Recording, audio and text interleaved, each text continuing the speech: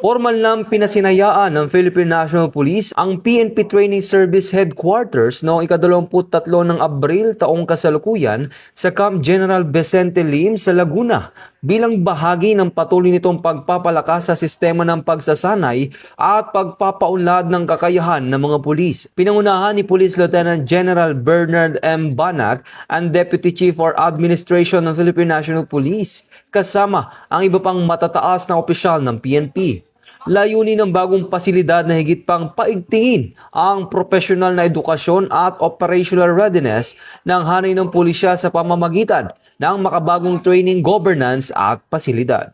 Ayon sa PNP, ang inisyatibong ito ay bahagi ng kanilang focused agenda na nagtataguyod ng disiplina, kakayahan at makabagong sistema ng pagsasanay upang matugunan ang nagbabagong hamon sa seguridad. Ito ang bagong PNP para sa bagong Pilipinas, serbisyong mabilis, tapat at nararamdaman.